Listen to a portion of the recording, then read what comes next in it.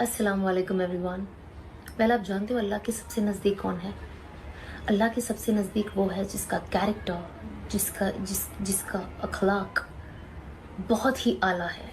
वो अल्लाह के सबसे नज़दीक होते हैं, और ना कि वो जिनका दिल बहुत सख्त होता है और जो लोगों पे जुल्म करते हैं और उन्हें सप्रेस करने की कोशिश करते हैं एंड अपने रुतबे का इस्तेमाल करते हैं या ये सोचते हैं कि मैं इससे बेहतर हूँ या मैं इससे ऊंचा हूँ। बहुत ऐसी सारी चीज़ें हैं।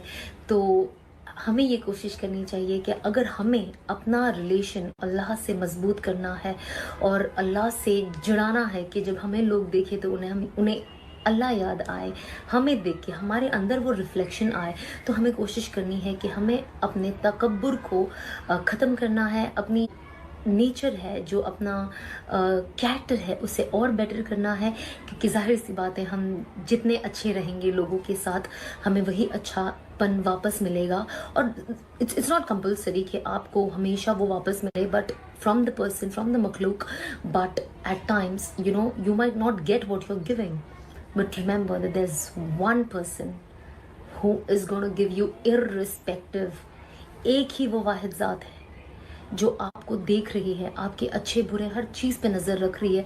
चाहे आपको इसका इनाम, इसका बदला आपको दुनिया में ना मिले, उन लोगों से ना मिले, बट अल्लाह आपको ज़रूर देगा। अल्लाह आपकी कोई चीज़ इग्नोर नहीं करता है। So be patient and have सब्र, because I have realised with time कि सब्र सबसे इम्पोर्टेंट चीज़ है। If you want to get somewhere, not just in दुनिया but also if you want to strengthen your relationship with Allah, you have to have sabr, because there will be lot of people in this world testing your sabr। जब आप change होगे अपने अंदर characteristics अपने change करने की कोशिश करोगे, they will instigate you कि where they would want to bring out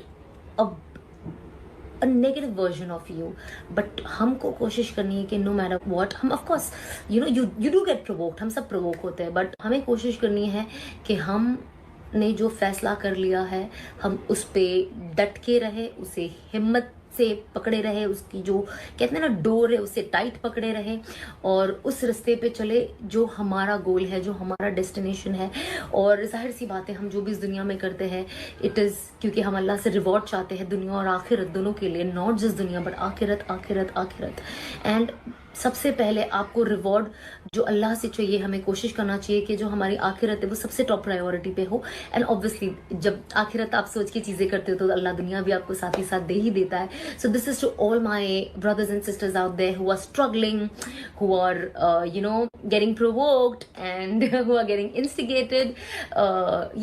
ये रोज़मर्रा का मामला है और छोटे बड़े हर सिचुएशंस में होता है, वर्क प्रोफेशंस में होता है। सो आई जस्ट वांट टू से that have sabr and believe that Allah is going to do the best for you, he's going to do the best for you, he's the best of the planner।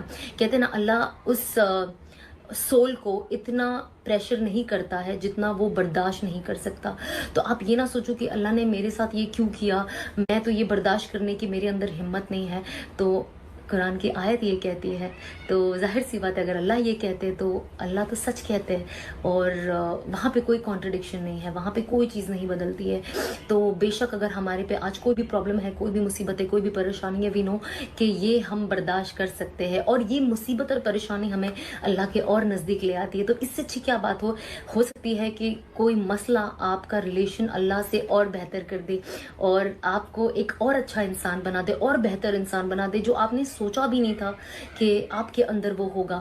तो this is just a little pep up message for all you lovely people. I really want to say that हिम्मत रखें, अल्लाह सब ठीक कर देगा।